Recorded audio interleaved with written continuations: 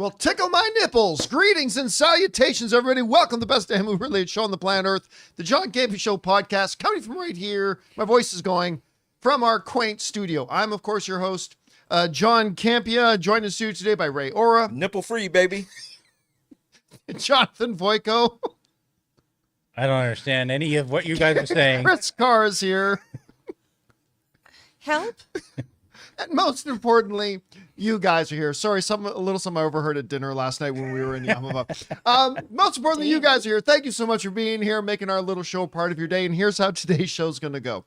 We're going to start off by talking about a few topics we got lined up for you guys. Then in the second part of the show, We cover nipples.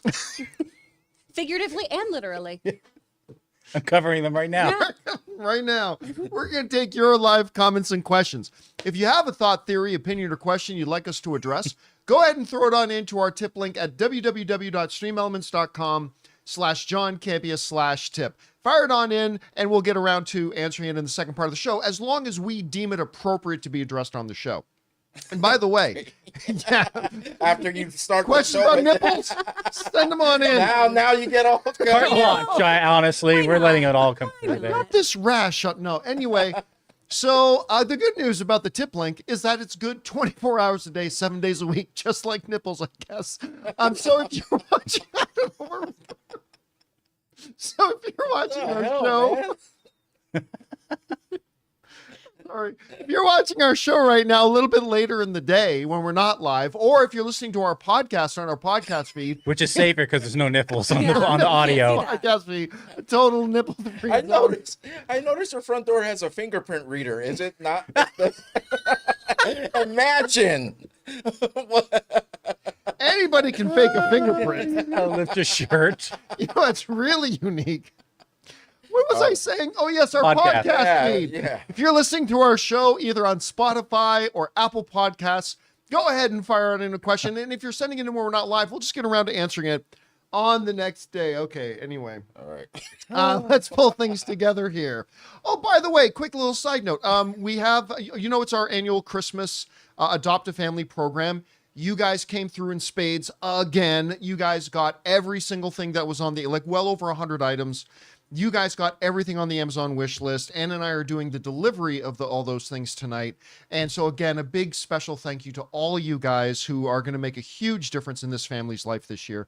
And we really appreciate, I'll tell this quick story too. Ann and I weren't sure the Christmas stuff was going to happen this year because last week, after you guys had gotten everything on the Amazon wish list, we tried to contact the family to set up a delivery day and they never got back to us.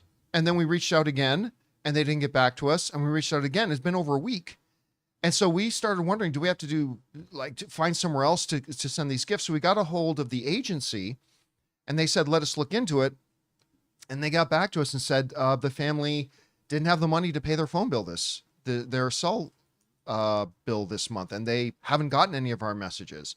So they were able to put us in touch with them, and believe me, guys, the stuff that you got is coming at just the right time. So thank you again for all of you guys who participated in this to make a real difference in a family's life. All right, guys, with that all down, let's get into stuff here, shall we? We're going to start off with this. One of the big movies opening this week, we got Sonic 3. Yep. And Ann and I are going to be doing a double feature on Thursday of Sonic 3 and Mufasa. Mm-hmm. But Mufasa is the other one. Some first reactions came out, said they really liked it. I mean, not as good as the original Lion King, but said they really liked it. But, first reactions don't always completely line up with the full actual reviews. And now the full reviews are now coming out for Mufasa. Strangely enough, the reviews for Sonic 3 have still not come out. This is making me a little bit nervous, but maybe they'll drop later today. But the full reviews for Mufasa have come out. And as of right now, Mufasa sits at 58%, which again means a majority of the critics like it, but it's a small majority. It's a thin majority. Many of them saying they didn't like the film. Many of them saying that they did. I didn't sense a lot of extremes on either end. Like I haven't read any of the reviews that said this movie is freaking awesome. I haven't read that. I also haven't read anybody writing, this is the worst movie ever. I haven't read any of the extremes, but it seems pretty split down the middle a bit. So let's go over and start reading some of these reviews. Rolling Stone liked it. They said, we tell ourselves stories in order to live.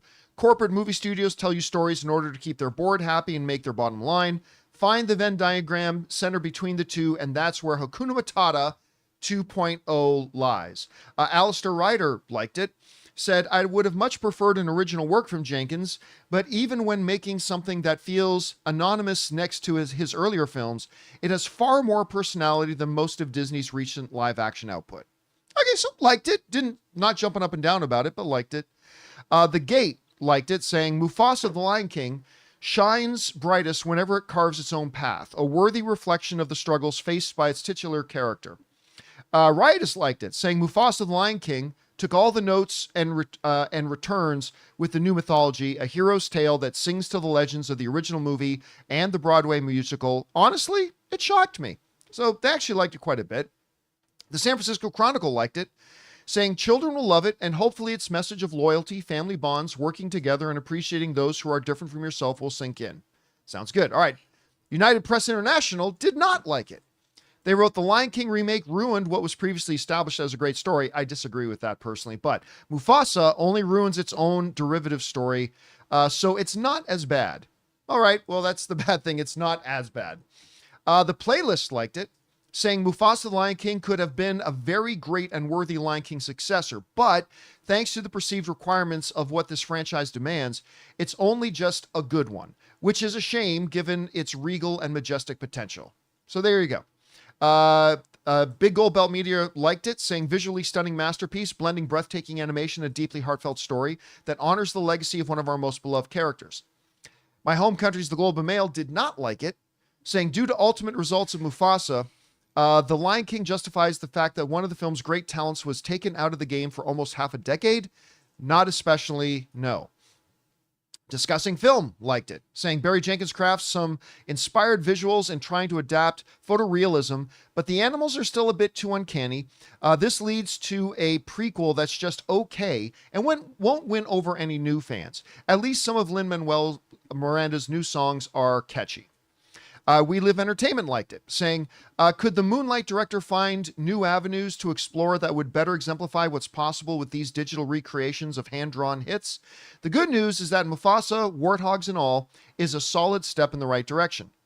Empire Magazine liked it, saying if the intention was to distract younger audience members with some inoffensive and well-meaning adventure, the movie delivers.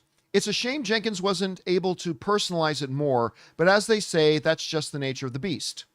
Our friends over at Coming Soon did not like it, saying, while Nicholas Britell turns in a good musical score, and there are a few moments that work, Mufasa the Lion King can't help but be a mixed bag, uneven at times and filled with songs you won't remember too well.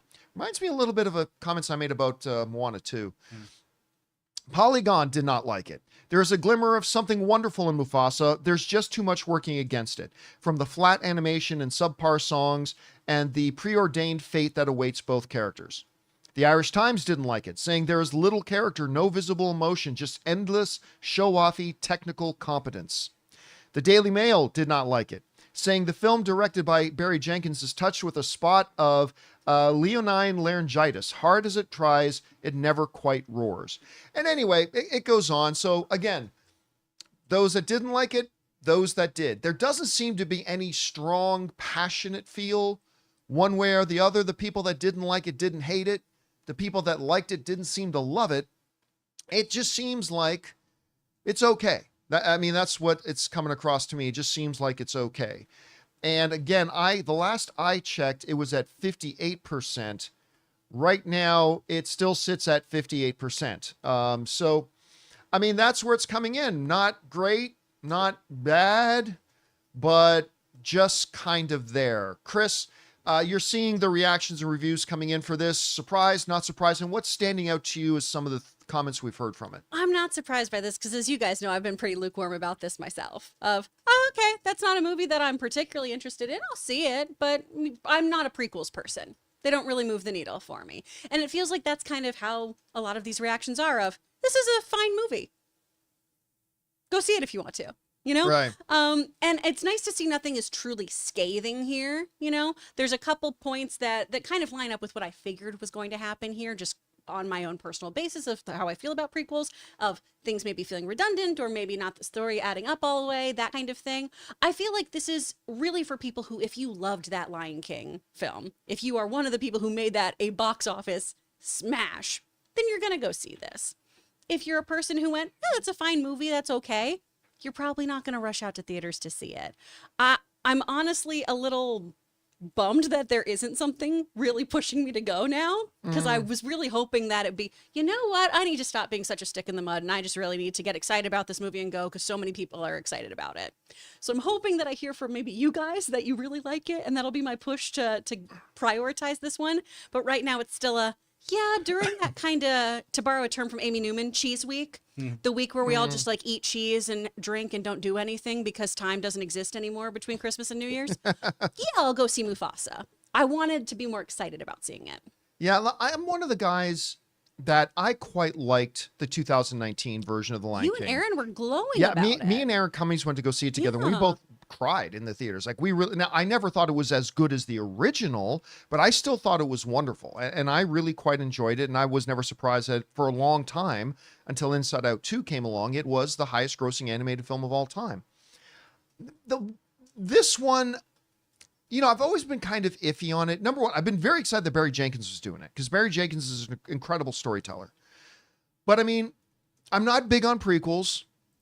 The one thing in the trailers that threw me off was, like, correct me if I'm wrong, but isn't there like a part in the original animated Lion King where Mufasa is talking to Simba and talking to him about, you know, like his father and the great kings in the sky? Like, doesn't that kind of contradict a bit of what we saw in the trailer, that, oh, Mufasa actually ends up being adopted? And why does he get to be king instead of Scar? And I don't know. I'm sure the movie explains that. But again, listen, lower than I was hoping to hear it would be. Not bad, but, you know, we'll see how it turns out. Anyway, guys, question is for you. What do you think about this? The reviews for Lion King are pretty much right down the middle.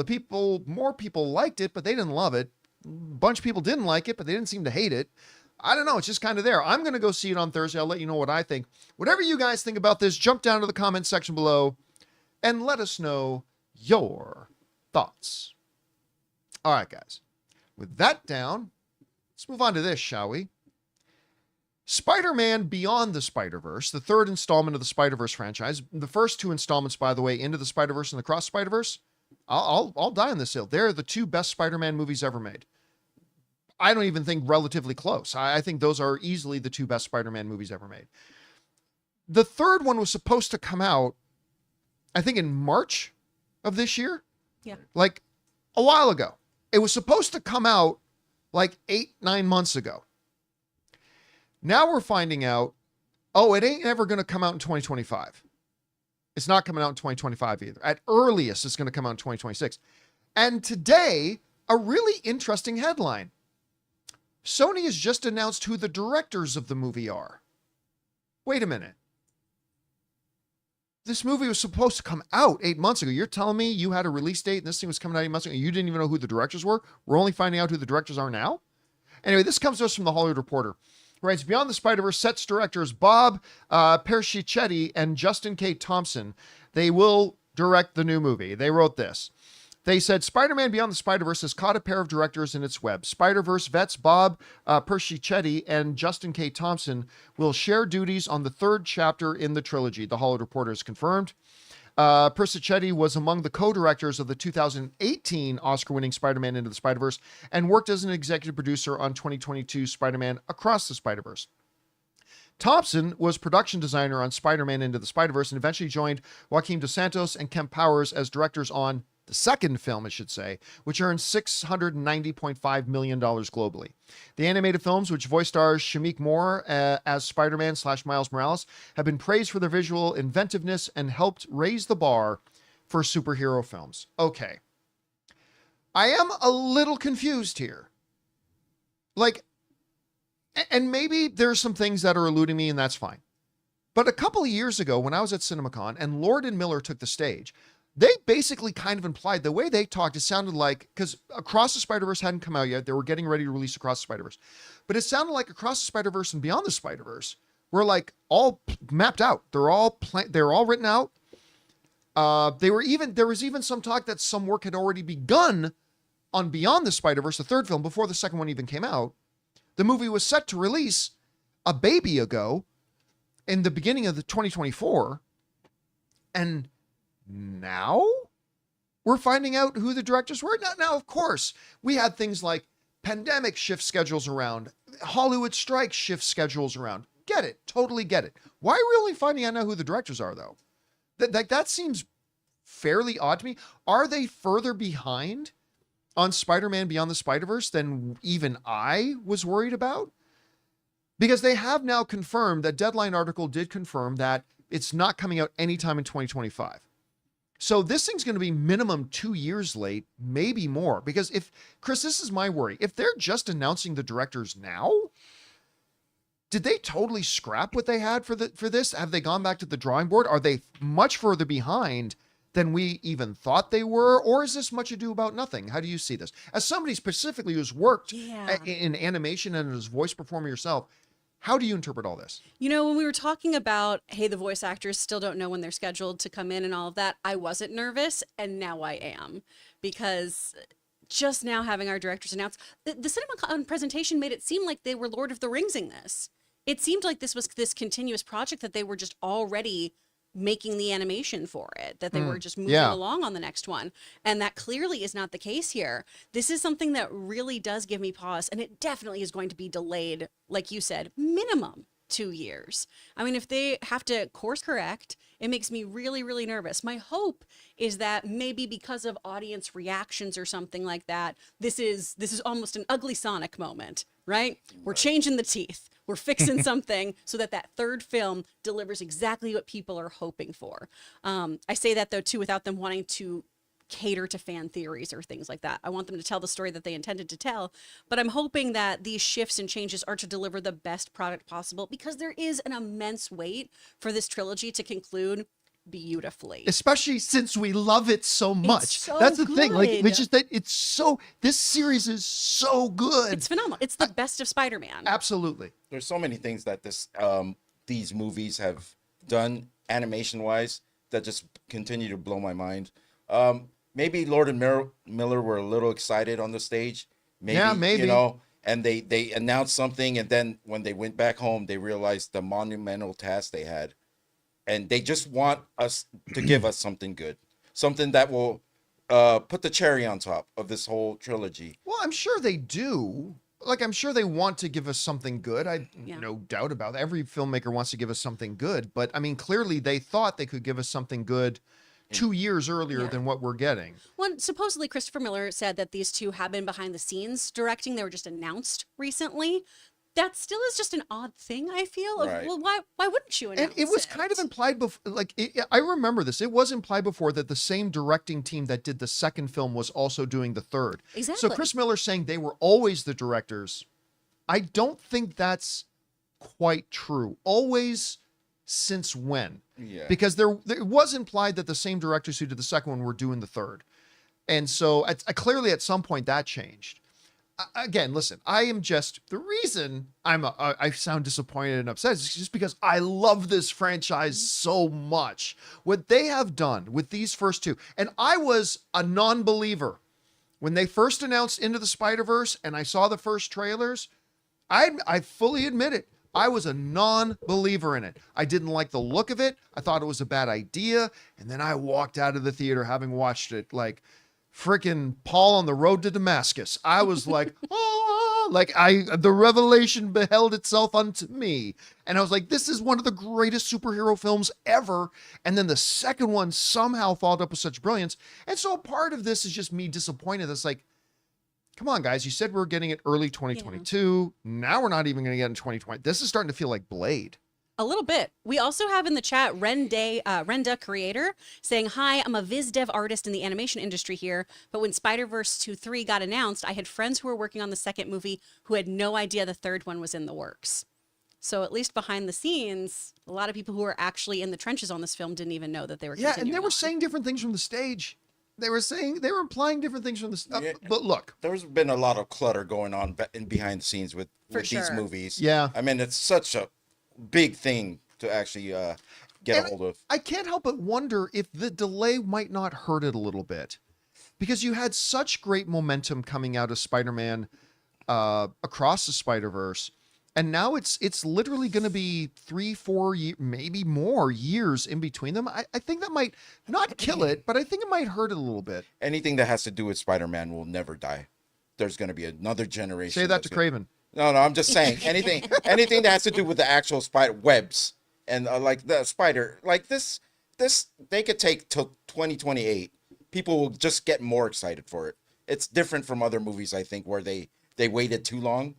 I'm just feeling more excitement of watching this as time passes. Blade, I don't know. Well, you got two of these. You didn't get two Blades. Yeah. Of the We'll new see version. with Blade. So yeah, a double combination of disappointing news. One, that they're only now kind of setting publicly who the directors are, regardless if Chris Miller says, "Oh, they've been the directors the whole time." Since when? But also that news came out that we're not even going to get this movie in 2025. That was supposed to come out in the first part of 2024. Anyway, whatever you guys think about this, I'm just excited to see it. I'm just bummed that we're not going to see it sooner because I am such a big fan of this franchise. Whatever you guys think about this, jump down into the comment section below and let us know your thoughts. All right, guys. Everybody put on your raincoats because we're might about to get a joygasm coming from Rayora. Yeah. Well, The official news has been announced. A full-length theatrical Bluey the movie is coming. yeah. Congratulations, Blue. You know, I knew something was up when Ray got in early to the office today. I'm like, Oh. Ray's earlier than like what? I saw a little bit of a skip in his step, a little smile in the corner of his rogue-like features. He was a happy man. But yeah, Bluey is getting now a full-length theatrical movie, probably coming out before Blade. It's coming out in 2027. And this is what they say over at comicbook.com. They write the following. The most popular character in the world is now heading to the big screen. Bluey, the record-breaking Australian cartoon from Luddo Studio, has released 3 seasons of television over the last few years and become an enormous hit in the process. The series released a supersized episode earlier this year that many saw as something of a trial run for a potential movie. Well, the 28-minute adventure known as The Sign was a smash hit and considered one of the very best Bluey episodes there is. Now, a feature film is moving ahead. Disney and BBC announced on Tuesday morning that a Bluey movie is officially in the works. Series creator Joe Brum is returning to direct and write the film, which is going to be released in theaters around the world in 2027. A specific release date that year has yet to be announced. All right. So Bluey, the movie, is coming. How long is a normal episode of Bluey? It's like 6 or 7 minutes. 6 or 7 minutes. Yeah. So they did approve a concept with the 28-minute thing. Can they stretch it out into a full-length movie? And will the full-length movie literally be maybe a series of shorts? Right. More like a Bluey thing. That seems kind of counterproductive. Why do a movie then? But regardless, this is a no-brainer. This is something, look, I've watched maybe 2 episodes of Bluey. I'm not a Bluey guy. I'm not a Bluey hater. I'm just not a Bluey guy. That's fine. But even I know, holy crap, this thing's popular. You put this in theaters, there's not anybody with Spawn that is not going to be going to the theater to see this. Absolutely. They're going to be taking their children and their kids. And this, I'm not saying it's going to be a $1 billion movie, but my God, this thing's going to make a lot of money. And you know what? It's probably going to cost them $7.85 to make it. And our friend Matt's son, if you're watching this, what's up, Obi? He had a phase in Bluey. He might be over it now, but I'm pretty sure he'll probably go watch this too. Oh yeah, Matt and Jalen will take him to see Bluey, no doubt. Right. Like I said, I think literally anybody with Spawn will be taking them to go see this. It's an absolute no-brainer. Now here's the interesting part. You know, Ray and I were talking before the show started, and he said, I just hope they don't change the animation style for the movie part. I'm like, no, they'd be foolish to do that. The kids are going to see Bluey. They want to see Bluey the way they know him. So they're not going to change the animation. Then we started talking about voices. Because, the big thing in Hollywood is instead of getting properly trained voice actors most of the time, they go out and sign some random Hollywood star who just walks into a sound booth and talks. Well, what if they did that to Bluey? What if, I said, Kevin Hart cast as Bluey's dad? I like that one. Kevin Hart No, is Bluey's Christopher dad. Walken. No. Oh, Christopher Walken. What Hey, about Christopher We're Walken not as even Bluey? gonna get Australians. Nah. What? Nah, that's Nah. Hollywood. Are they Australian? I've never seen Yeah. it. The Yeah, it's family's from Australian, Australia. they're Australian Blue Heelers. That's the Do they cute say I thing reckon about a it. lot? Not often. They need but to they're say it very- more. They're very cute. It's the best for learning Australian dialects. Okay, honestly. fine. Hugh Jackman is There you Hugh's go. little All right. friend. But There can we we go. go back to the animation style? Chris Like, Hemsworth. if they did do it like a Pixar style where it's a little bit 3D, that would be a cool little look for Bluey. It wouldn't be like the animated series. Yes, a lot But of wouldn't people it bother might. the kids? Wouldn't the kids be bothered by that? Aren't they going to go? If Don't you- they want to see Bluey the way they know him? It's Yeah. a different look, which may interest them. Who knows? But as long as you keep the voice actors there, it's still Bluey. It's just in a 3D world. You get to see their sides now, or like, I don't know. Chris, do you think they would? You gotta What do you- keep them. Yeah, okay. So you're in the. The kids love these voices. It's David McCormick as the dad, I and he meant does a the- delightful job. I meant the animation style. Oh, the animation style. if they changed If it they for went like a kind of feature. a Pixar 3D, but it still looked like this, I think that'd be okay. But I feel like just don't break the wheel. Like Right, reinvent right. the wheel. Dion Stick in to the what you live have. chat got it. Chris Pratt as Bluey. Why does he have to be in everything? But Chris Why? Well, Pratt in Australia- doing the voice of Mario with an Australian Australian accent. No. Oh, I have a. That's gri- it. I just printed you money. I have a gripe right I now. reckon on So if Mario. anyone from Disney or whoever, like from Bluey, whatever, you need to put Snickers in this movie. You have left him off the whole season. He's a little wiener dog that I have Oh. on my desk. You've left him off the whole season. Everyone in Reddit is like thinking he died or something like that. You got to put him on the big screen. That's my only ask. Please, like please, Paul and the please, Beatles. get Snickers in the movie. By the way, Uber Scooper said, "It's a me, Bluey." Now that's all I want. When Bluey is a little girl. Oh, see, See, this Bluey's a just little shows girl. I haven't. I don't want the show. Bluey's a girl. Yeah. Yeah. So I could understand like the urge to like switch the parents out for celebrities, but there's no point. Oh, There's no point. So Bluey's just a woke thing then. It's just all woke. Oh my gosh. Don't be Don't be them. don't destroy Why this don't they, thing, you know what? man. They should just call it Wokey. Man, It's a long tradition. Of Way to Blue go, from guys. Blue's was also a girl. to ruin the sweetest thing Blue's on was a television. girl? Yeah, Blue was a girl. You I go didn't Wokey, know you go that Brokey. either. Yeah. Go. Yeah, go, Bluey and Jesus Bingo, they're Christ. sisters. Oh, I reckon that's woke. it's a I great had show. no They have a lovely idea. time. See, I'm learning something new every day. And look, listen, Kevin Hart or not, Chris Pratt or not, this movie is going to make so much money. It's gonna make stupid money. So much money. I watched this show with my friends' kids when I was Heaps of babysitting money. them, and I fell in love with it.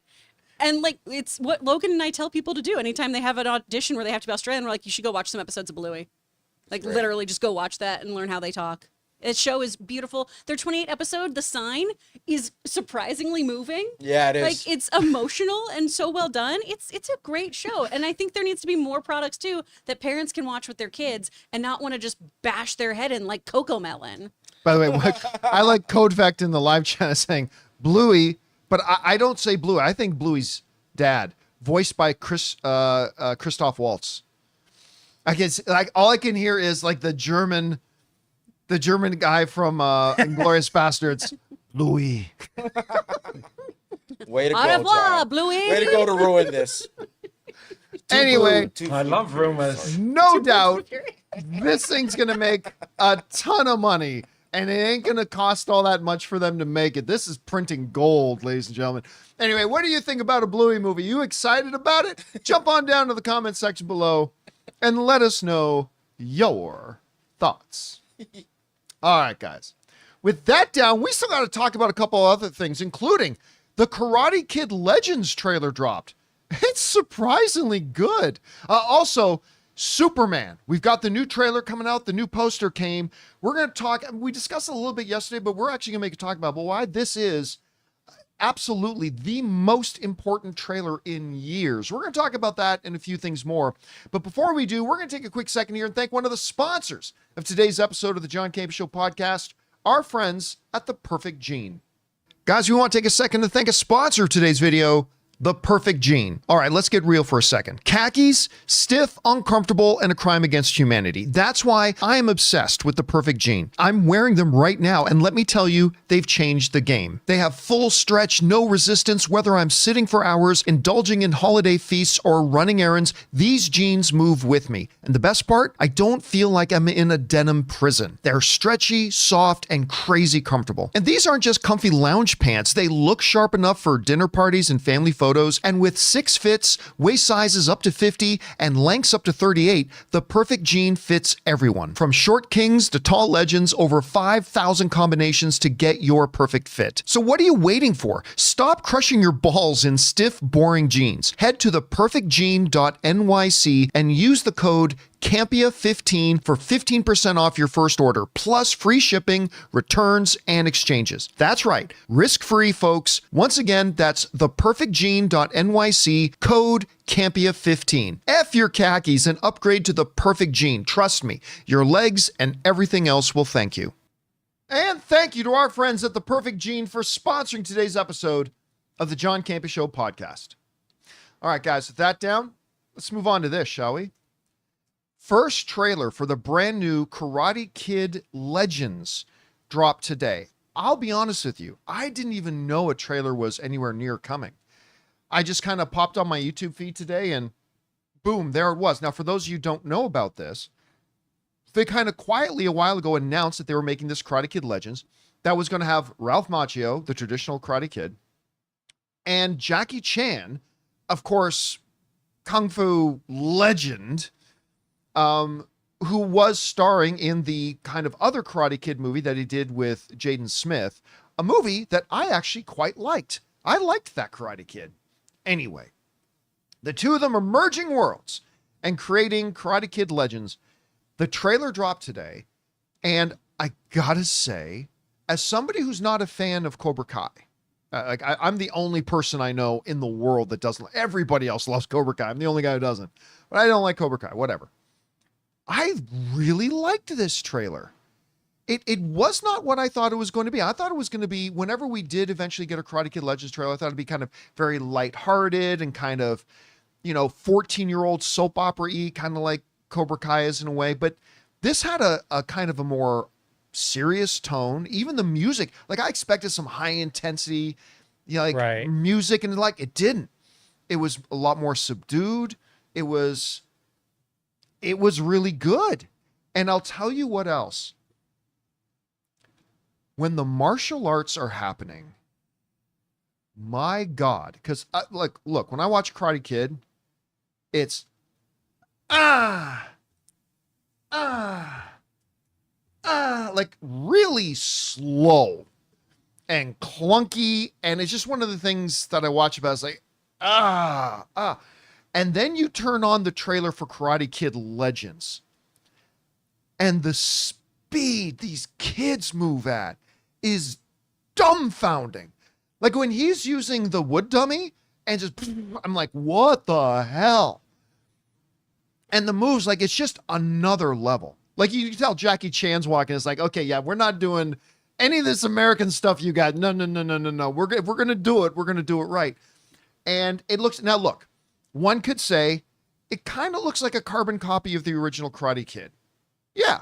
Martial arts master, kid getting bullied, has a girl he likes. But okay, yep, sure. Absolutely it does. As long as it's good, I don't care. And I love it when he says to Ralph Macchio, I didn't come looking for Sensei Miyagi. I came looking for you.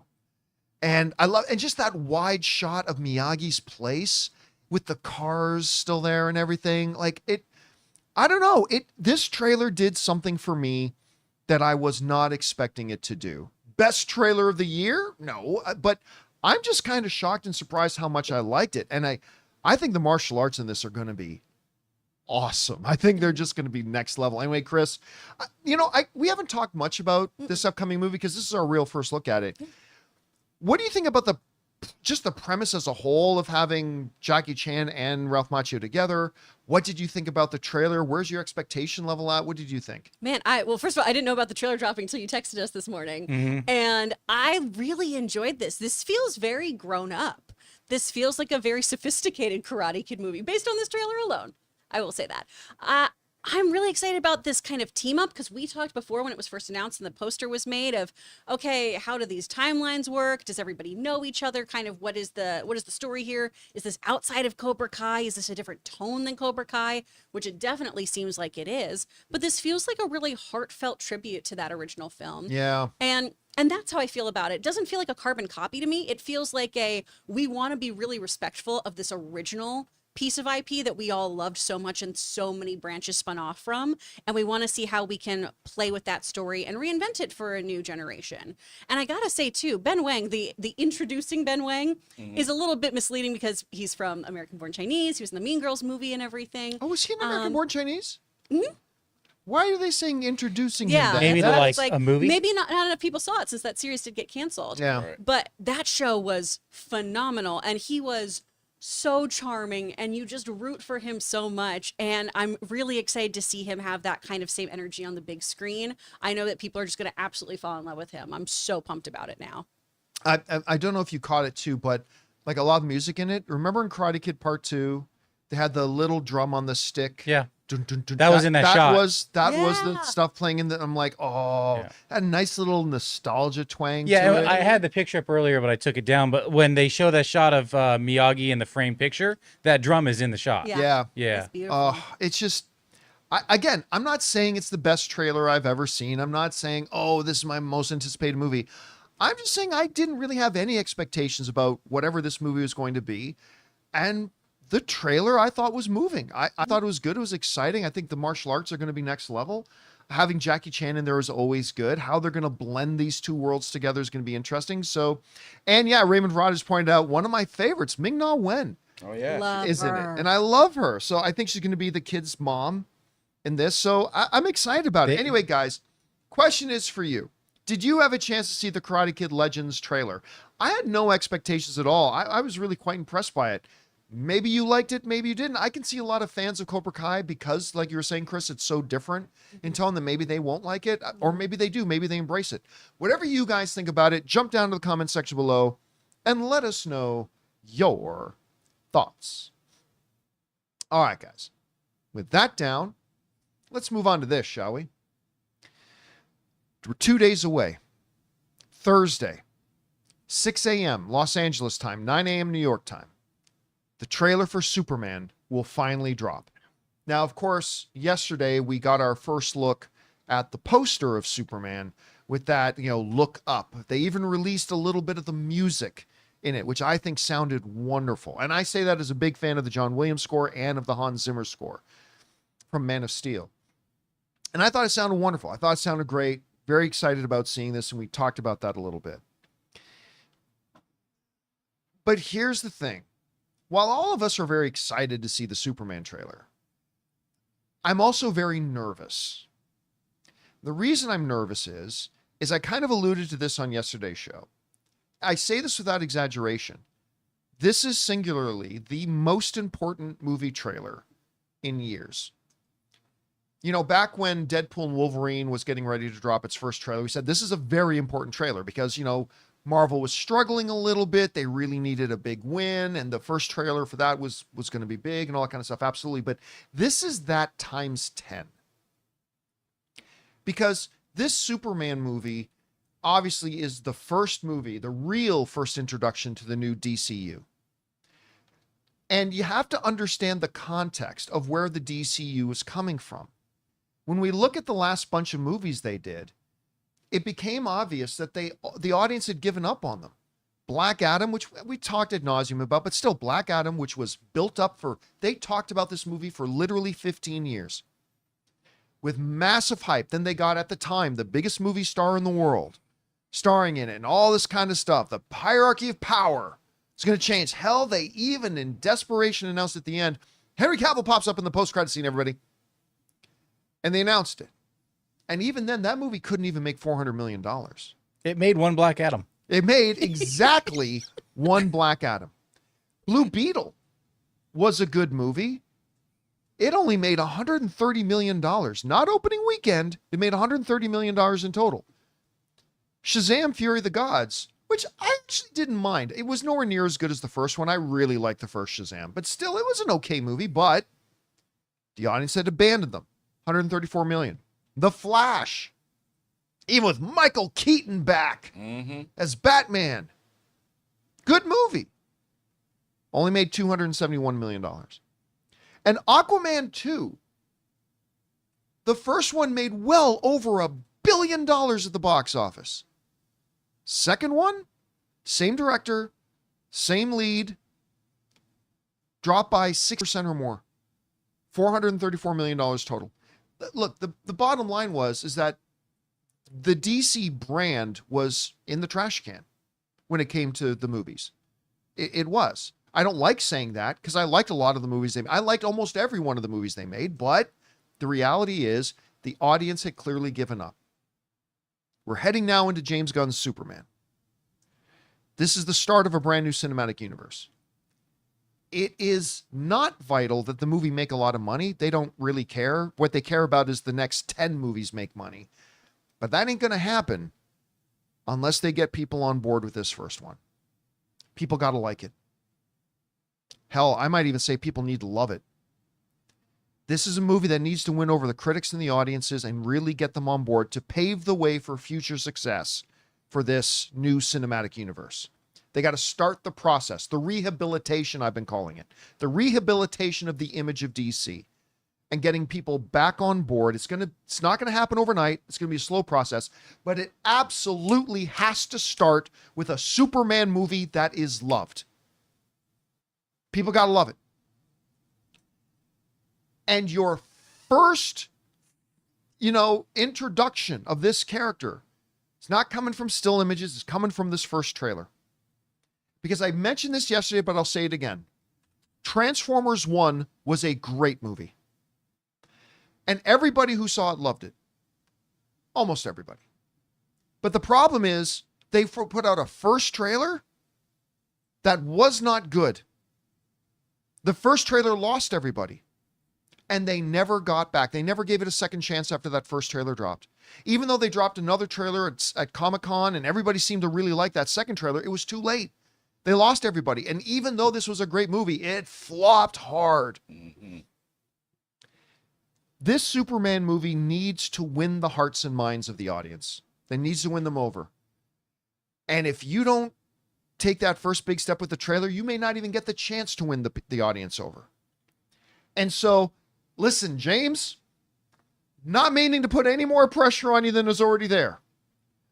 But, oh my God, you need to crush this trailer. This trailer has got to crush it. It's because if you don't, and you put out something that really disappoints, I don't know that you're going to win people back over. And I feel bad saying that because, again, there's a lot of pressure. There's a lot riding on this. But there's a lot riding on it. And it's got to be great. And that's why, a lot of every movie relies on their trailers to win over the audience. Why am I saying this is the most important trailer in years? Because this is supposed to be the start of a brand new cinematic universe. This is supposed to be the start of not a new movie or even a new movie franchise. It's supposed to be the start of a cinematic universe that they're hoping and planning on making 15, 20, 30, 35, 40 movies and TV shows. And as ridiculous as it may sound, it all hinges on this first Superman movie really winning them over the way Iron Man won everybody over when Robert Downey Jr. first took the screen as Tony Stark. That's what they got to do. And it starts with the first trailer. Because what do we always say? You never get a second chance to make a first impression. It sucks, but it's true. And so Chris, as somebody who loves Superman so much, Henry Cavill is my all-time favorite, but I love James Gunn. I cannot wait for this new cinematic universe. I want to see Marvel and DC both making great stuff and all this kind of thing. Mm-hmm. This countdown to Thursday is not like a normal, a new Star Wars trailer's coming, or a new this whatever show trailer's coming. No, I can't remember the last time so much was riding on a first trailer for something. It's not just a first trailer for a movie, it's a first trailer for an entire cinematic universe. Yeah. A cinematic universe that is already facing massive hurdles because of the damage done before this. When I say this is the most important trailer in years, what do you think about that? You're not far off, honestly. You really, really aren't. And, you know. Did you guys not see the Karate Kid Legends trailer just now? Like, what are you guys talking about? That was the most important. I really did like that trailer, though. This is huge, though. And the thing is, they're legacy characters. And this is a very big deal when you're auditioning for these kinds of characters, too. Characters that are big parts of just pop culture as a whole. You either are hoping to have a script and then play that out in a way that is true to the core of that character, right? Their relationships ring true, their choices ring true to the kind of just overall legacy that we all have about this character. They're part of the zeitgeist. Or things are played so very differently that it is an absolute decided choice to make them swing that other direction. This obviously has been a lot of course correcting for when DC did do some things that maybe were outside the box or maybe didn't ring true to what people think these legacy characters need to be like. The downside of this also is every time you try to do something that's comic book accurate, no matter how much you please somebody, I mean, look at something like Watchmen, where it's almost shot for shot storyboarded like the graphic novel. Right. There's going to be people who are upset. Right? We had this with Crypto. That's not how I envision Crypto. That's not the dog I would see. Oh, that's not the Superman suit I want. Oh, there's an AI image circulating around that is so obviously AI. Yeah, it was so brutally obvious. Yeah, of just the Clark Kent look that people are like, not my Clark Kent. Everyone just needs to take a breath, first of all, and allow James Gunn to tell his version of this story and see how this plays out. I'm really excited by every single image we've seen, and that little poster that got released when it was on Instagram too, and it had the actual The motion motion behind it. colors in the background. It's oh, a minute long, and I was so like, how is this beautiful. 3 hours? How have I just been staring at this image for so long? It's so good, and it's so wonderful. And that tagline of look up, I mean, this is going to be a huge movie for them because everybody already has a decided opinion on how they feel about the DC film universe, despite it not really happening, right? Yeah, it hasn't even happened yet. We just still have that previous course in our mouths still. We've got that taste lingering, and we've decided that we know what's best for this universe. I trust James Gunn. I'm really excited to see what he does. He's done so many great things with iconic comic book characters. I mean, who knew about Guardians of the Galaxy before that film, except for diehard comic book fans? Right. I really think that he's going to do excellent work here. And that first trailer, I cannot wait to see. It's going to be fundamental that they get the tone right. By the way, I just want to address this because, and I'm not trying to pick on the viewer, just because this is something that's kind of been out there, but Little Bald Chap, I love that username. That's a great name. In our live chat is saying, Man of Steel did over 600 million with poor reviews. If this film is good, no reason it won't surpass that. No reason? Here's what Man of Steel didn't have. Man of Steel didn't have a legacy of a ton of films that failed before it. Mm-hmm.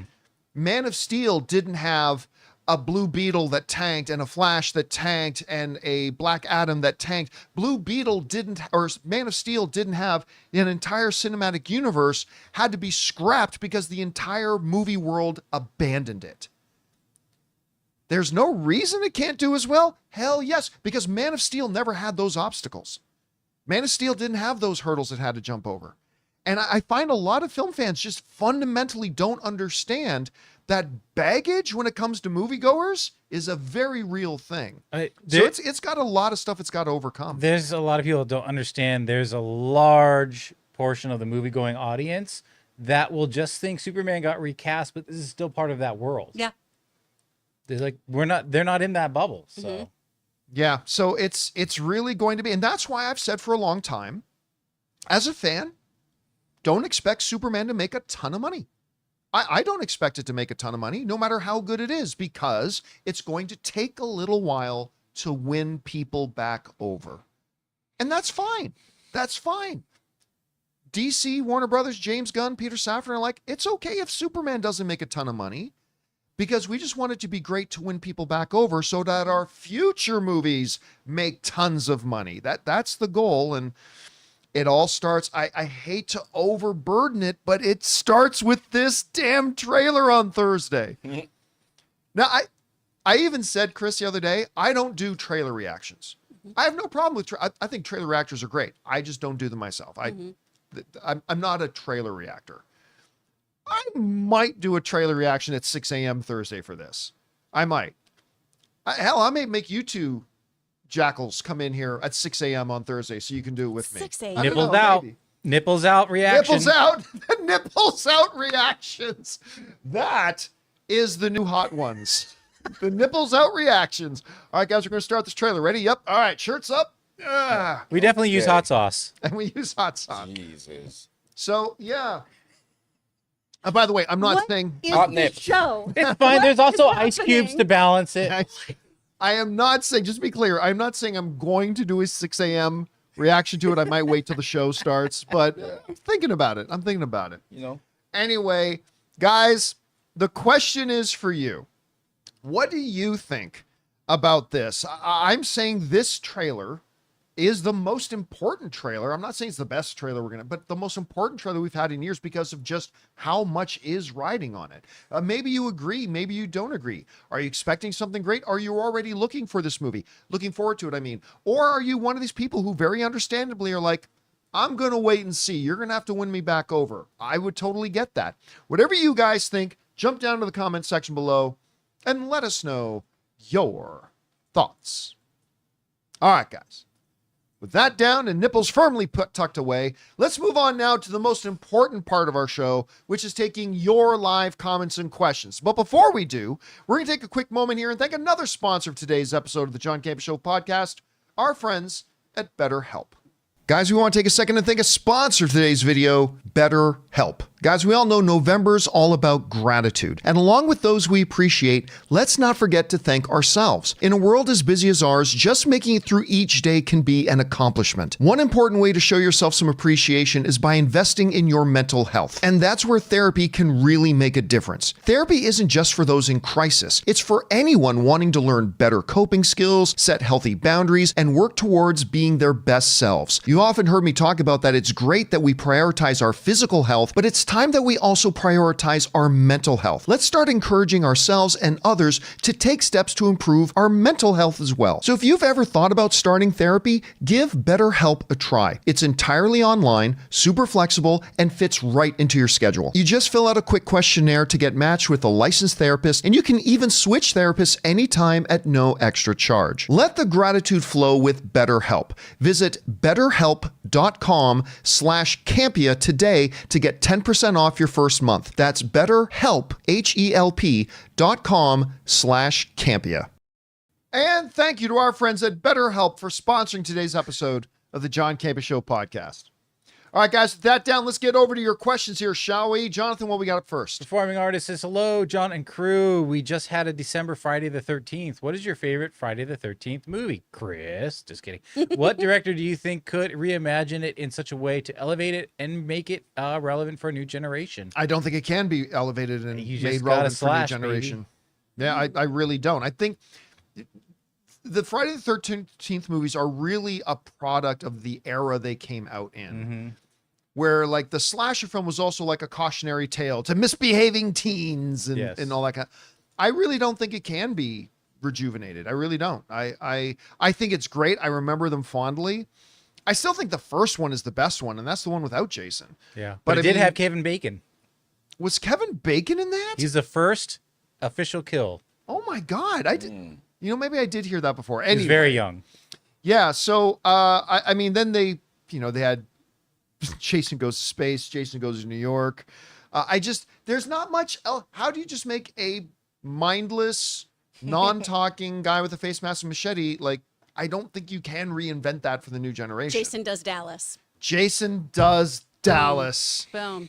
And he's shining up the machete. That brings a whole new meaning to it.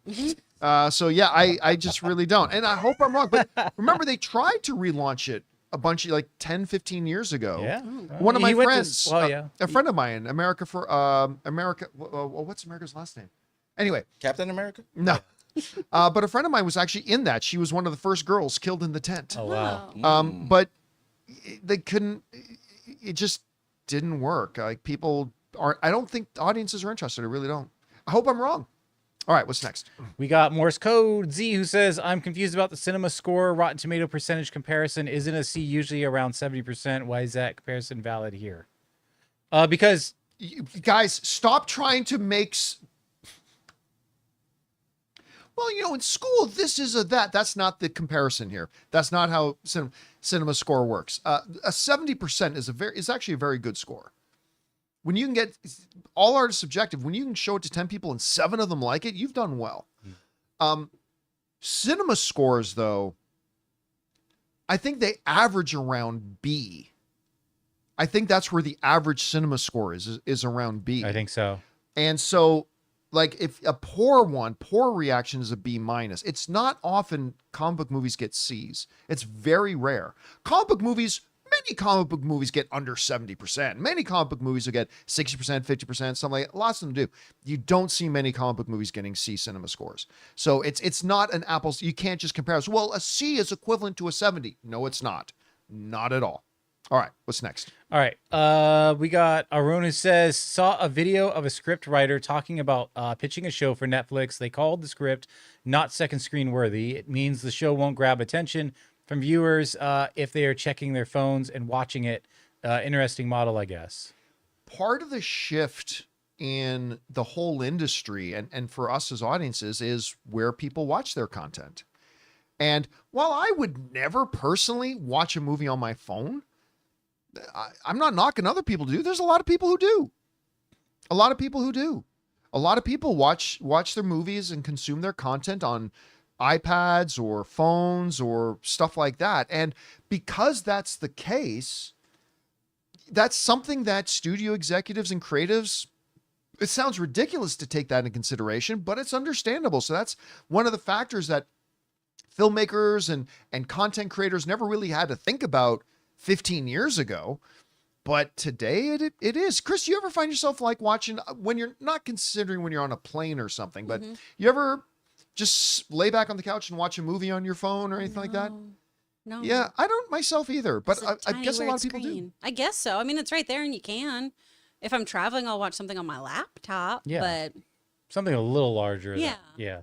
Like an iPad, something just a Sure. little larger than like yeah, this, because also you I know? don't want to do this. I'll watch trailers because it's like it just dropped. Got to watch Exactly. it. Yeah. Yeah. But, You know, Short that form Richard in the content. live chat is saying, I watch my phone a lot, especially in bed. Yep. I mean, you know what? One of the biggest selling products I saw this one Christmas was this phone or iPad holder that clips to the side of your bed and will hold your iPad or your phone yeah. right as you're laying down and hold your phone right there so you can watch content that way. And it was a big seller. That's the death of all romance. If Logan was like, baby, look what I got, I'd be like, get out. No. All right, what's next? Karsh says, hi, just to clarify, Gunn never said Elseworlds releases are DCU. By definition, they aren't. He said they're still DC Studios. He specifically said Clayface isn't just DC Studios, it's the DCU story.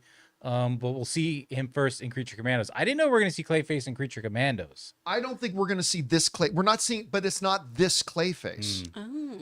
It's not the Clayface that Mike Flanagan is writing. It is a different Clayface.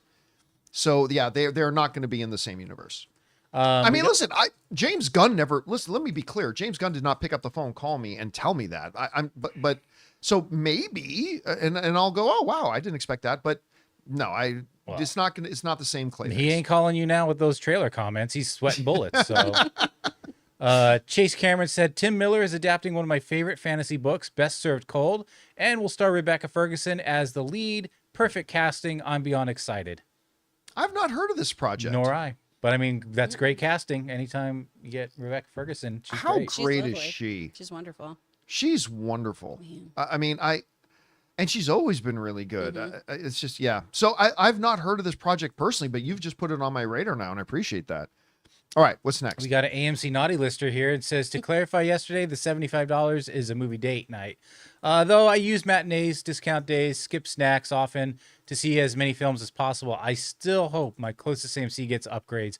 They are planning out, so who knows? But seeing 2 premium movies a month for $25 is a dream. Yeah, now listen. With A-list, you'd get more than that. But remember, his problem was that the theater is so bad. So, yeah. You know, I admit I'm a little bit of a HGTV junkie. I like watching the restaurant and the home improvement shows. And I remember this one comment a guy made once that the wrong house for the right price is still the wrong house. Yeah. And it's like, hey, you can go for cheap to this theater, but if it's a crappy theater and you don't enjoy being in there and watching movies in there, then it's still the wrong price. Right, like regardless of what the price is.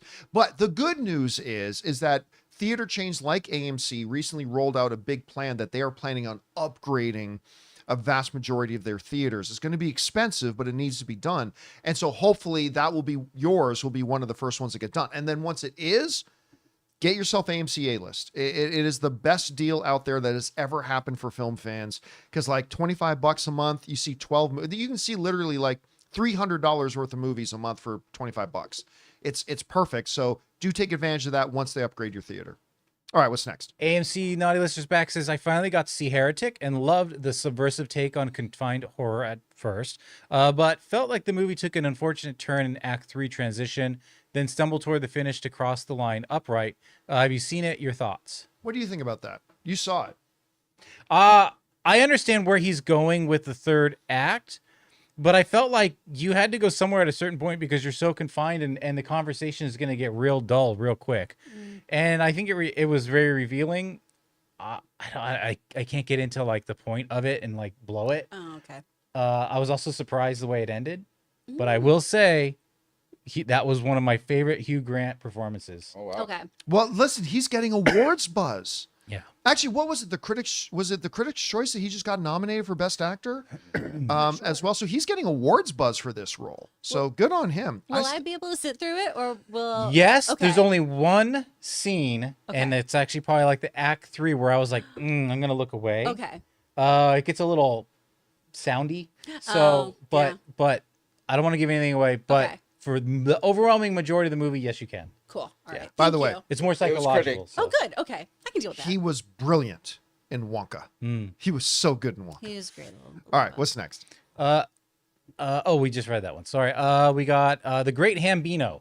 With talks of Harry Potter series coming, was wondering about the tone. Love all the movies without a doubt, but love how much darker they became. Do you think the series will start light and slowly change through the seasons?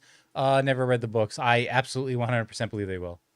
Is that because listen, I've never read the books either. I'm not a Potterhead, but is that how the books go? Do they start lighter and They progressively become get more darker? dark. Yeah. As you get the presence of Voldemort? Voldemort, it inevitably becomes more.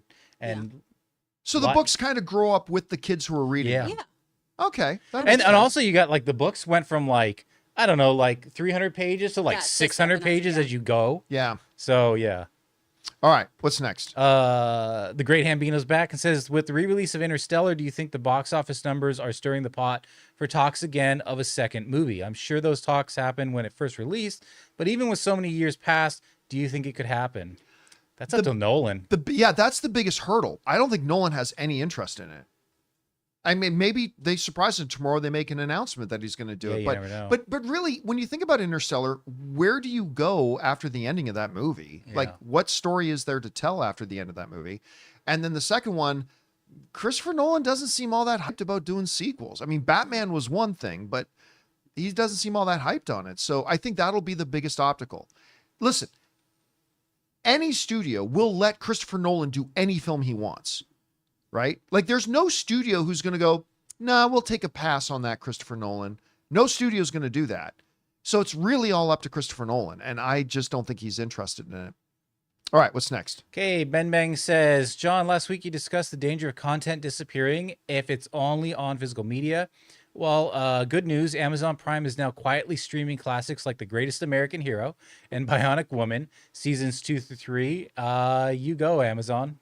I really, go ahead. I think there needs to be, it'll take a massive negotiation amongst all the major players and talent unions and everything too, that some kind of a depository, I think, needs to be created where, like, in the modern streaming world, it actually costs money for studios even to have something just sitting there. It actually costs them money to have something just sitting there because they have to pay rights and licensing fees and all this kind of stuff.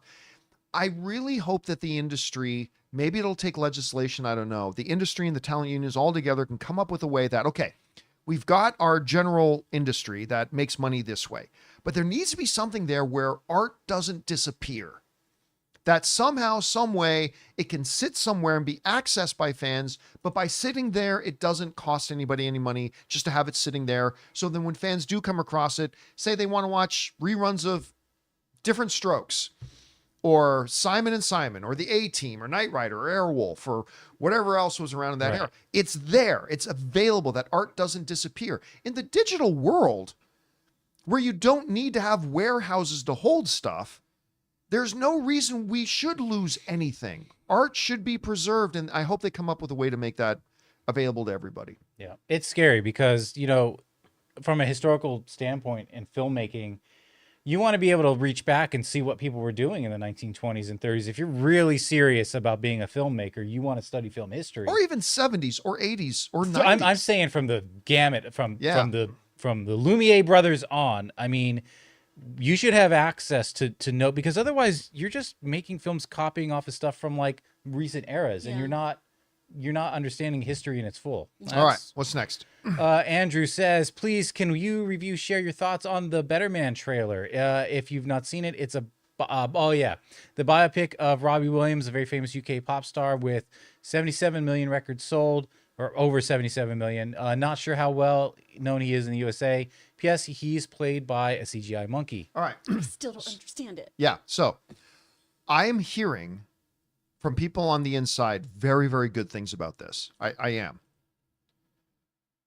Okay, I haven't seen it, and I'm hearing really good things about it. It looks like the dumbest fucking thing I have ever seen in my life. I watched the trailer to it, I'm like, what the fuck is the point of this? Like, seriously, what's the point? Like, this is just stupid. It's a stupid idea. Now, people I have talked to who have seen it said it's really good, and I have not seen it. So take what I'm saying with a giant grain of salt. That's just my opinion from the outside looking in. Maybe once I see it, I'll have a totally different impression of it. But I don't get the point. Like, what? You're doing a biography. What's the point of making him a CGI monkey? It just seems stupid for the sake of being stupid. Anyway, I have less than zero interest in this project, to be honest with you. But some of my favorite movies started out as movies I had zero interest in. So we'll see. But Chris, you seem to have the same impression as I do about this. Do they hate money? Were they just like, let's burn some money and make a CGI monkey? I don't understand it. And yet here in the States, Robbie Williams is not as popular. It's a joke on New Girl of... Yeah. I never understand why you Americans don't understand Robbie Williams. He had his moment, though, in the late 90s. He had bit. his moment. Yeah. Or early 2000s, yeah. But he just never caught on like he did over there. Tom Weinberg in the live chat is saying something. He says, it's a commentary on how he's just a circus monkey for entertainment. Okay. We get that. That's a point you make in a scene. Yeah. Do you need a 2-hour movie of that allegory? Like, really? You need 2 hours of that? That's an observation you make in a line or a scene. Not something that you... I don't know. It seems like a total waste to me. I don't know. There's a cool thing called nuance that Yeah. could have... Maybe it's executed really well, but when you explain it to that, like that to me, I just think, do we not trust people's media literacy? Ron H is saying, but John, people like monkeys. True. I like monkeys too. True. So who knows? But again, with all this trash I'm talking, the couple of people who I know who have seen it are actually saying it's quite good. So who knows? We'll see. All right, what's next? Eddie Burton says, if Sony plans to move forward with more Spider-Man projects and wants to use Morbius, Venom, Madam Web, or Kraven in the future Spider-Man projects, should they recast the roles due to the bad taste left from their failed films, or keep the actors originally? I don't think you're going to recast those actors. By the way, remember when that report was going on, Sony is officially canceled, and I said, no, they haven't.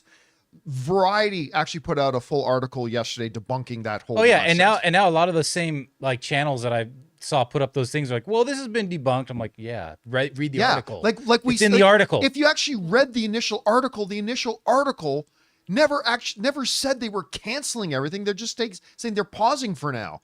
That's all, which we all knew because they've got Spider-Man Noir, Spider-Man 4, and Spider-Man Beyond the Spider-Verse they're working on for the next couple of years. Anyway, so I was glad to see that all done. So they will make more of these movies later. I never expect those actors don't want to get to see Jared Leto back, to see Dakota Fanning back as Madam Web. Yeah, Ricky to Tikki. see they're Dakota not. Johnson. Did I? Fanning. You said Fanning. Did I say Johnson. Fanning? Sorry, Yeah. Dakota Johnson. Yeah. I don't expect to see any of them back. I don't expect to see those characters again, to be honest. It's and let's face it, these movies were never connected. I mean, they never did anything in the movies to connect them.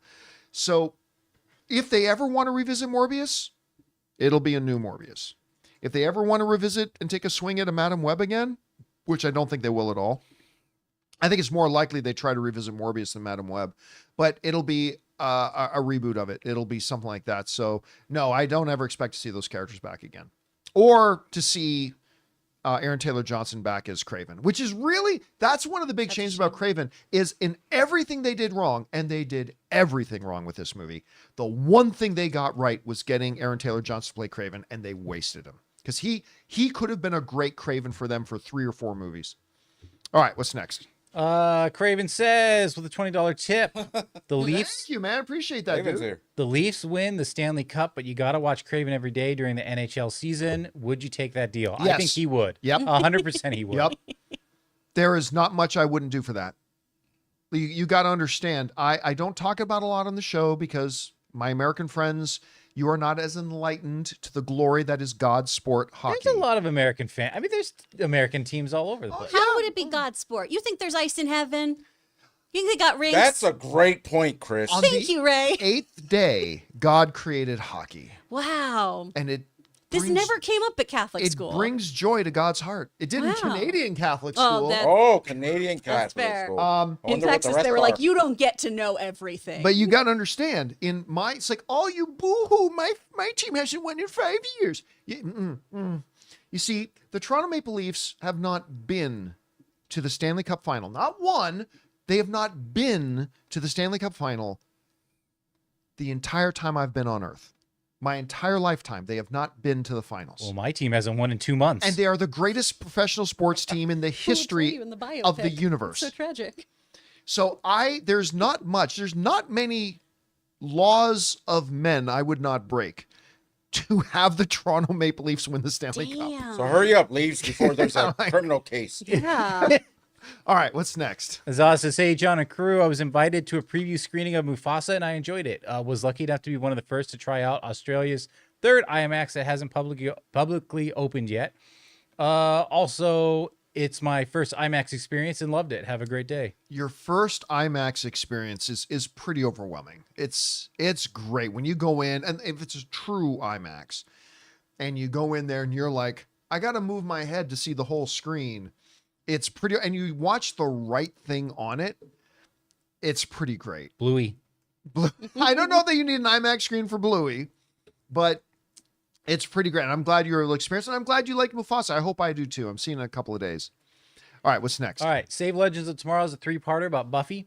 As much as I would love to see a Buffy reboot, I foresee 3 big obstacles. Firstly, the Buffy writers' room already did 8th and 9th season in comic book form, which are canon. Does not matter nobody gives a shit. Nobody cares about what's in comic book canon. Yeah, or they could recreate it if they had to. Also, did a 6th season of Angel called After the Fall, which was excellent. Secondly, a reboot has to include Sobro vampires Angel and Spike. While James Masters and David Boreanaz have both aged very well, they still have noticeably aged. Even in the Buffyverse, vampires don't get old, and CGI de-aging is expensive. The biggest obstacle, though, would be a huge controversy due to Joss Whedon.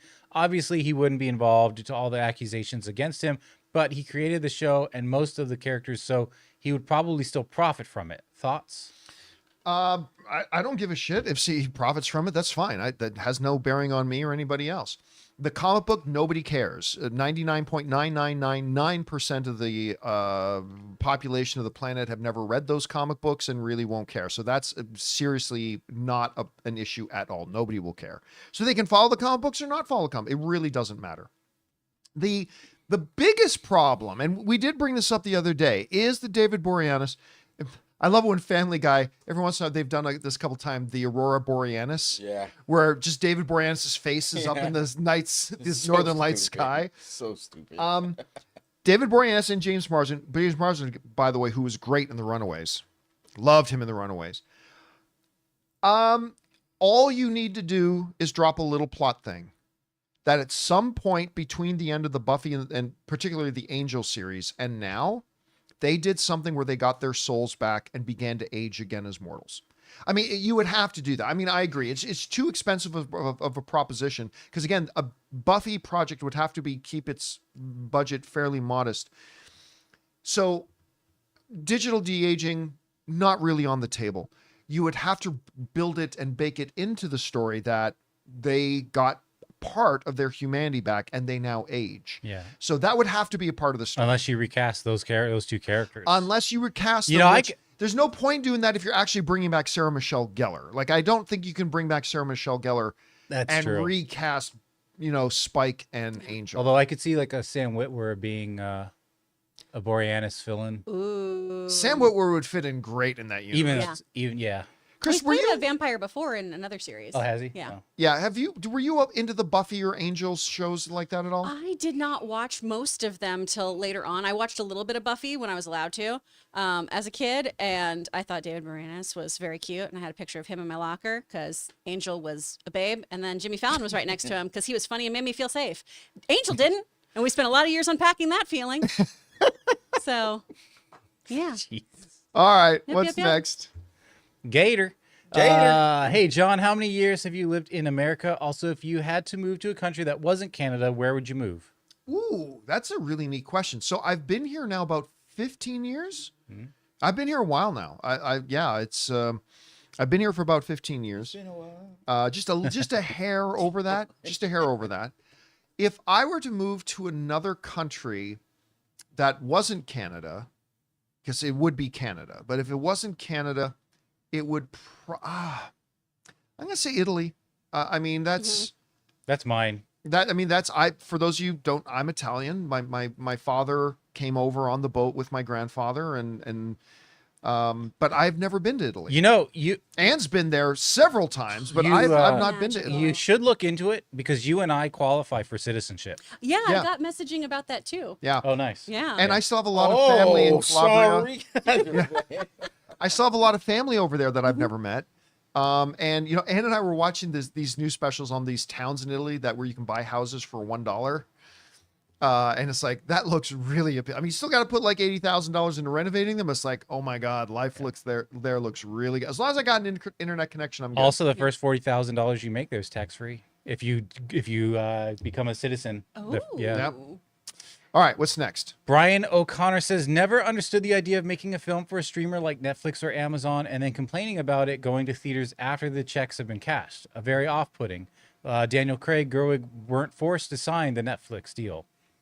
But you got to understand that a lot of the times there was complaining about it. It's because conversations took place where that was dangled in front of them. Like Daniel Craig and Rian Johnson were told that Glass Onion was going to get theatrical. You know how much, we'll work it out and we'll figure it out and do this and that and all the other kind of things. And then, you know, I mean, listen, Amazon, or I should say Netflix, delivered on what by the letter of the promise, they delivered on the promise, but not to the extent that it could have been. Greta Gerwig, you know, she was told, at least the way she explains it, she was told that they're going to explore theatrical release. We can't commit to it right now, but we're going to explore theatrical release. And so she gets very vocal about it. The director, I forgot again, who directed Roadhouse? Oh my gosh. Lyman. Yeah, Lyman. Doug Right, Lyman. Right. My director in Jumper. Yeah. You know, the way he tells the story, he was straight up told it was going to get a theatrical release, and it didn't. So yes, I agree that signing a deal that has clear parameters and then complaining later that they stuck by the parameters, I don't understand the logic in that. But when it's kind of dangled, like, oh yeah, we'll explore doing this and we'll look at doing that, and then it doesn't happen, I don't mind complaining about that verbally because you want to influence the industry. But under other normal circumstances, I totally agree with you. All right, what's next? Brian O'Connor says, many criticize Coppola for wasting his own money on Megalopolis, but filmmakers like Scorsese, Fincher, and Snyder aren't willing to do the same. Going forward, let us all follow in the footsteps of Margot Robbie and just skip working with the streamers. Unless the streamers actually give you a good deal. When you look at guys like Kevin Costner and Francis Ford Coppola who finance their own passion projects, what is there to criticize? I think that's great. Yeah. You believe in yourself, Mm-hmm. bet on yourself. I've made a career out of betting on myself. Bet on yourself. And you know what? Didn't work out for them.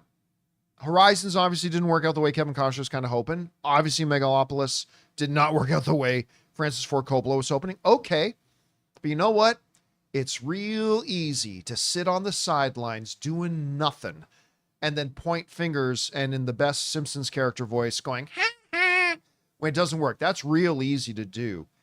Those guys had the guts to follow their own vision and to bet on themselves. And I don't think they should ever be. And then maybe the movie didn't turn out to be good. Oh, sure, criticize the movie. Absolutely, that's fair. But I will never criticize Francis Ford Coppola or Kevin Costner for, like, you know what? I can't get a studio to get behind this. I believe in it. And if you really believe in something, put up your own damn money. You know what they did? They put up their own damn money. And I think regardless of what you think about Horizon or regardless of what you think about Megalopolis, I think you have to respect that. And I do. I think that's ballsy of them to do. And I think that's good that they did it. All right. What's next? Forbidden says nothing about 2010's Karate Kid contradicts the original, so never got the fake hate for it. I don't think the opposition to that one was based on it contradicts the original. It's just that this isn't Karate Kid.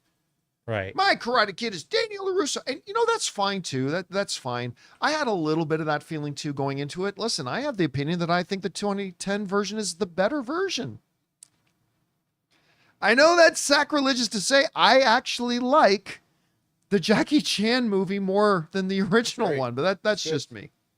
All right, what's next? We got a three-parter from Dante. Says, what's up, crew? I can only speak for me and my little circle, but in 2019, The Lion King didn't work for us, not because the story or anything like that, but solely because of the animation style and the faces. It was such a huge disconnect for us to see real animals talking. I wish Disney would have animated the faces in a way to emote more. I'm sure the story will be great in Mufasa, but we're probably going to skip it. 10 years ago, I would have never said I would be more excited for a Sonic 3 movie than Mufasa prequel, and yet here we are. Love the show, and which movie are you guys more excited for and watching? John Favreau made a creative decision that he wanted to make it feel like that 2019 movie. Everybody forgets that's a John Favreau movie. That John Favreau made a creative decision that he wanted it to feel like it was real.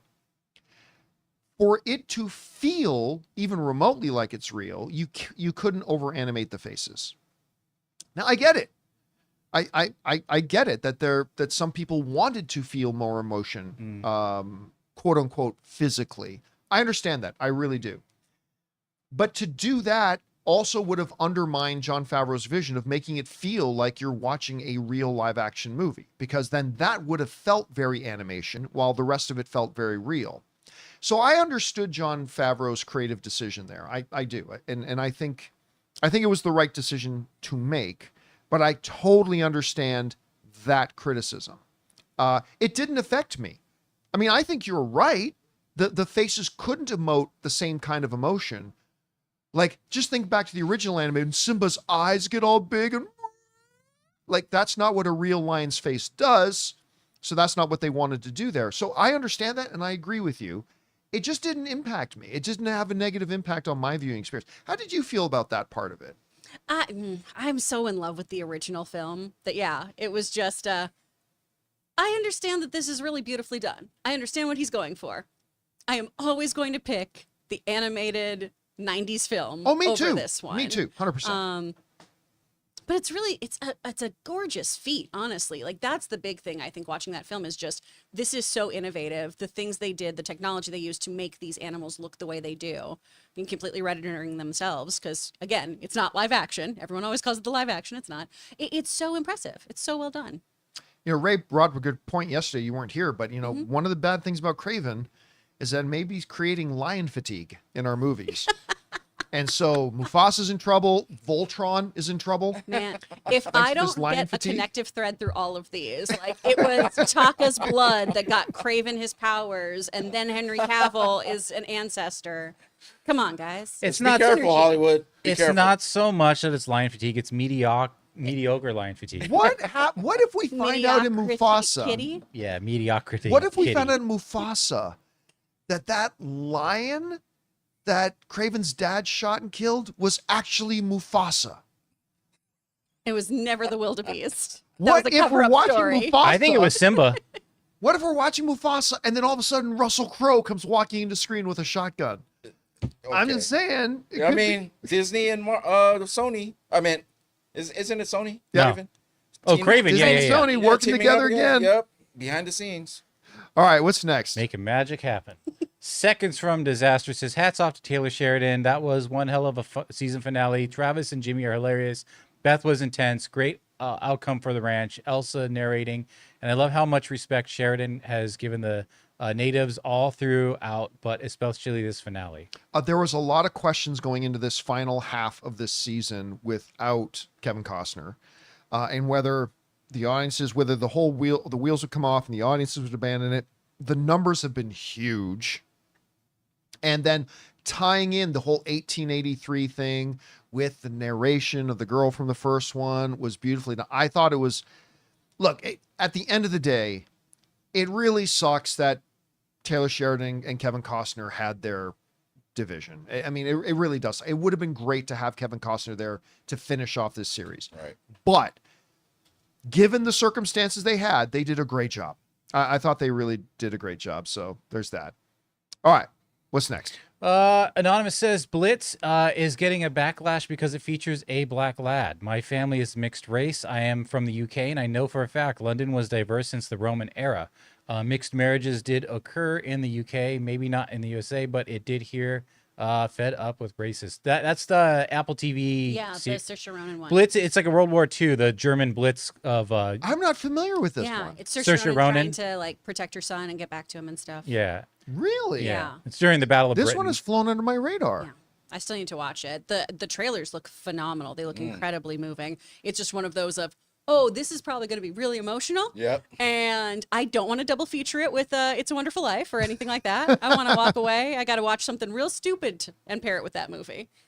So it looks right. beautiful. And yeah, I'll have to keep my eye out for it. I've not. This one's flown under my radar. Listen, Anonymous. Those people hate themselves more than you, so don't exactly. worry It about speaks so much volumes about them. All right. What's next? it. Rob Buck, full of a took. Full of a took. Hey, crew. Should be finishing Return of the King tonight, but so far I think we are following the wrong Hobbit. Pippin has a great character arc across these movies. Okay. Whereas Frodo makes me wish Anakin's fall was this gradual. Overall, really liking it. One of the Pippin. brilliant things about Peter Jackson's Lord of the Rings movies, and really right from Tolkien's books, is that every single one of the characters is so great. Even the Merry and Pip. I mean, when you really follow their stories, I mean, one of the most moving to me scenes in the entire original trilogy was when in the I believe it's the third film, and it looks like Gondor's about to get overrun, and he's there with Gandalf, and he's saying like death is not the end, then white shores, and like that whole talk in there too. Like it was really beautiful, and every single one of the characters in the movies have those moments, and it's one of the reasons why I think the Lord of the Rings films is like one of the greatest cinematic achievements ever in the history of film to this day, and they still stand up. 20 freaking years old now, and they still stand up. All right, what's next?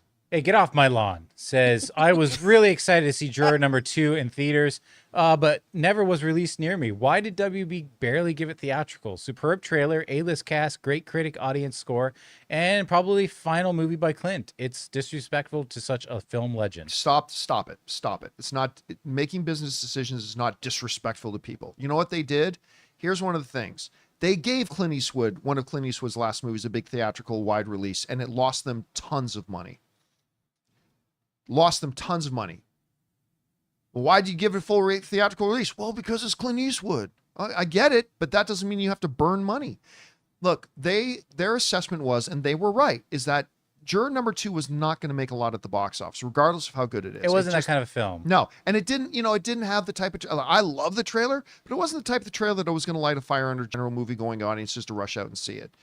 And as good as the movie is, they were correctly said it's not going to make much, and we're going to burn more money if we try to roll out a wider release, and that sucks.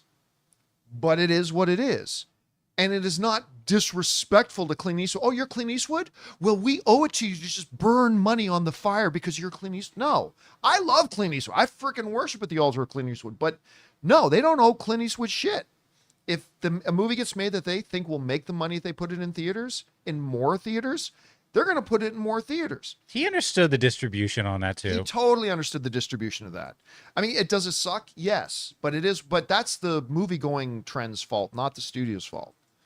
All right, what's next? All right, well, he's back and says, I stopped gaming a long time ago, but being a huge Indiana Jones fan and with superb reviews for the new game, I may need to get a console. Some are saying it's better indie production than the last 2 films. That's not a big stretch. Are any of you planning to play this game? I am eventually. I never buy them brand new at full price. I started it. I would, but they don't have it on PlayStation right now, and I only have a PlayStation. It's Yeah. not gonna be there for a while. You started it, right? Yeah, just on this monitor. If you have the Game Pass Then you can a membership stream game. and you have like the Game Pass app, you could play it right now. I played the first level, and it's entertaining. I actually want to go back and watch the older Indiana Jones films, like I said I was gonna do before the last movie. Oh yeah, But this one, oh my God, it's really good actually.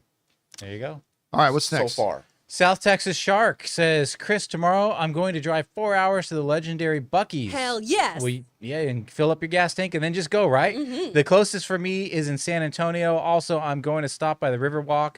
It sucks they don't have one down here. That's Houston, Man. right? Yeah. Aren't they like gas stations that San are like as Antonio. big as San Antonio, but Walmart? they've got 'em near there. Ugh, they're the best. It's incredible. They got a jerky bar. Oh, I Yeah, have there's these. some really huge ones. They're like- incredible. yeah. I love them so much. It's the best truck stop in the world. I have so much merch from them. I only teach 2 kiddos because the mouth I have on me, I shouldn't be teaching children. And so I have these 2 great kids from Texas who every year for Christmas, they send us a huge Buc-ee's care package.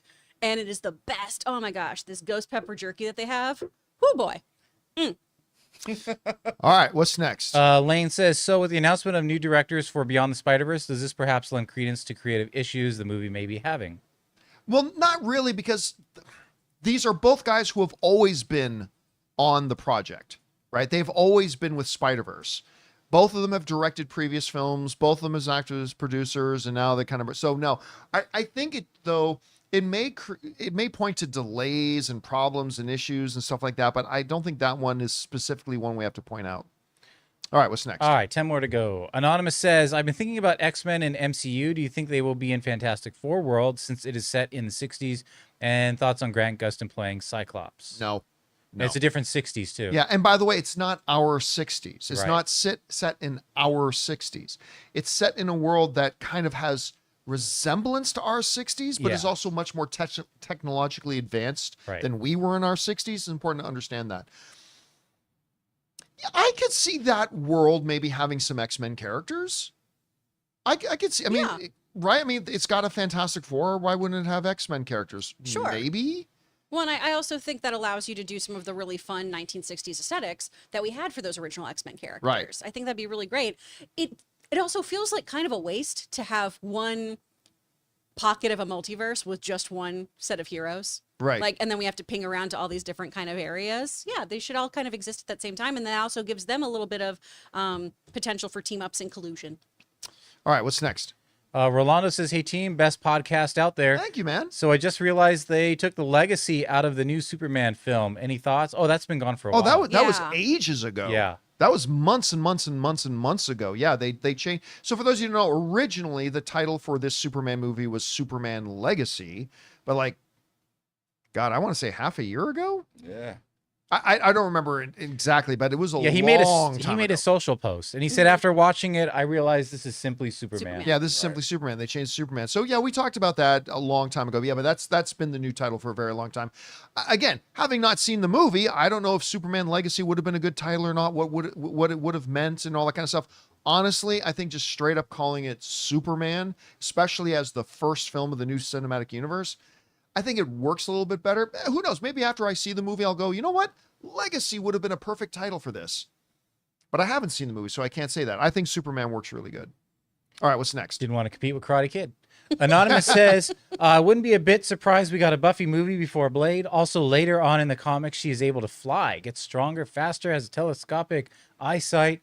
There's some very good books and comics, including one about Buffy being older. I did hear that, like, as she got older, she got gets stronger. Yeah.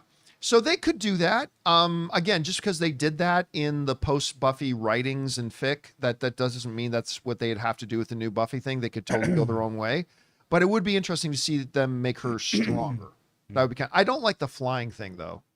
That doesn't sound good to me. But. All right, what's next? Mike Rashetta says, howdy. In The Godfather, there's a fight with Sonny and Carlo. Sonny's punch totally misses, but the scene continues as if it connected. A major goof and a masterpiece, but I accept it and love it. And there are many goofs you lovingly accept in your favorite films. Yeah, he swings in it. It's just the angle they had the camera on the street, and you see him miss.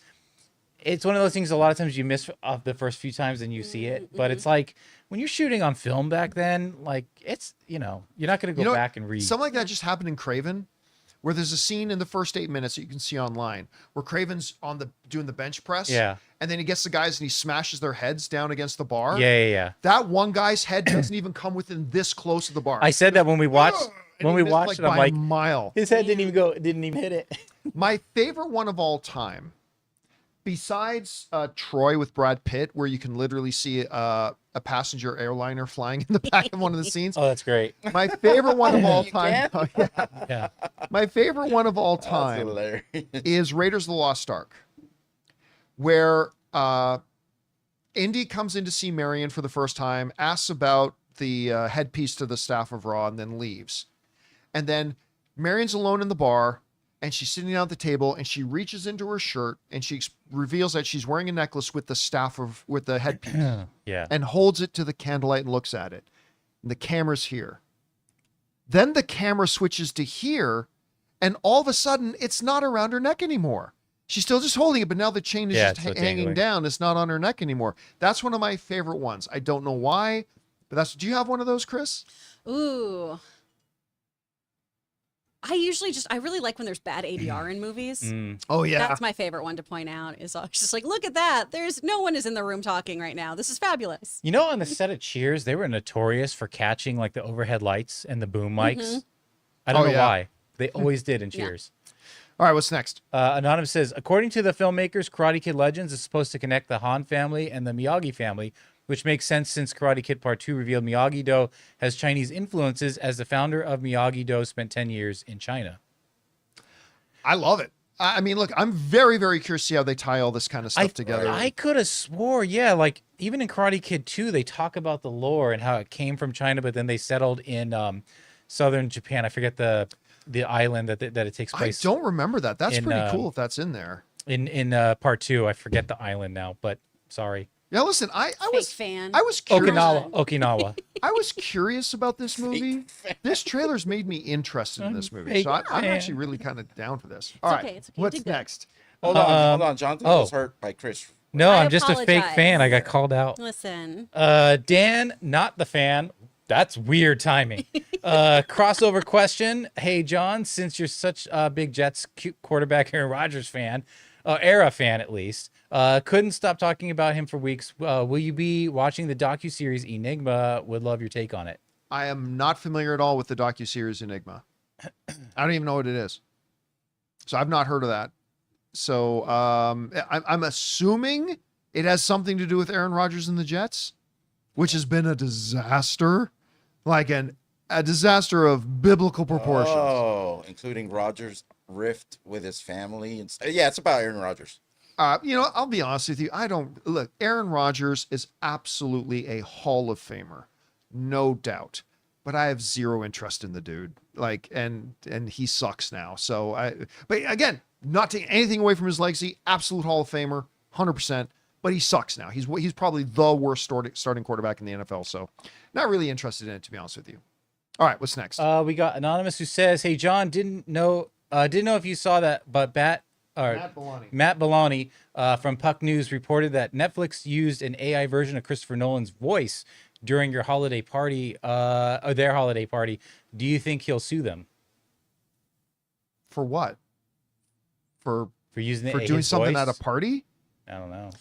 It'd be different if he was monetizing that Right. voice. Yeah, And then yeah. also portraying it as actually Christopher Nolan doing something. Sure. Yeah. Now, look, if they had Christopher Nolan going, I like shoving pop bottles up my orifice. I knew. and then try to pass it off as, oh guys, no, really, Christopher Nolan said that. Well, okay, yes, but if it's a party gag and everybody knows it's that, then there's nothing to sue. Like, what you sue on what grounds? Yeah. So no, absolutely not. Sue on the orifice. All right, what's next? Okay. The orifice gonna take it, of course. Steven C says, "Hi John, did you see James Gunn was on the fence about the trunks, leaning towards no, I think, until David convinced him to add the trunks. Did you see the full quote? If so, what are your thoughts? Thanks and have a great day." I haven't read the full quote. I did read that James Gunn was kind of leaning away from having the stupid red underwear over top of the Superman suit, and David Cornstalk outerwear. talked him into it. I haven't read the full quote as to why, but no, it's dumb. It's dumb. Look, I really like the Superman costume that they have for the movie. I do. The one thing I don't like is the red underwear. That should never have made a return. But that's just my own personal opinion. I'm sure others disagree, and that's totally fine. And it won't change how good or bad the movie is. Final two. We got Forbidden, who says there is a way to keep art, physical media. Except physical media gets damaged, goes lost. You have to have a place to store It's it, a all that kind of huge stuff. issue. So Because that you think that sounds easy, but that's really not the because truth. the old film stock rots. Yeah. Yeah, and then you have that great. But that doesn't help anybody else in the world who may want to watch it, right? And people don't have access to it. So, no, that's not the answer. All right, what's next? Christian says, "Hey y'all, I'm a big fan of the Flash character, and while we just got the movie we did, I was wondering y'all's thoughts on a Flash movie where his powers could be a play on anxiety and ADHD, showing how he uses it for good, overcoming his struggles." He's always been neurotic. I mean, at least in a lot of versions of him. I mean, you could do that with any character and any hero with any set of powers. Yeah. So, I mean, yeah, you could do. Look, I really do like it when superhero films like have a hero where there's something specific that they struggle with. That's one of the things that I thought Superman and Lois had going for it. That, you know, Superman being a dad, or this person suffers with this thing. That's always interesting. I don't know about those particular issues just connected to the Flash, but I mean, that's anytime you can make a character more interesting with flaws or defects or struggles, I think is always a good thing. Like Superman has halitosis. Oh, man, All right, is that that'd it? be rough. Yeah. And guys, that'll do it for today's installment of the John Campea Show podcast. Thank you so much for being here and making our little show part of your day. Big special thank you to all you guys who sent in questions. Number one, because you gave us great fun things to talk about. But number two, you supported this channel as you did it, and all of us involved with the show. Thank you guys so very much for your support. I want to thank Ray Ora, See you guys tomorrow. Jonathan Voico, See you guys. Chris Carr. Bye. My name's John Campea, and until tomorrow, my friends, bye-bye.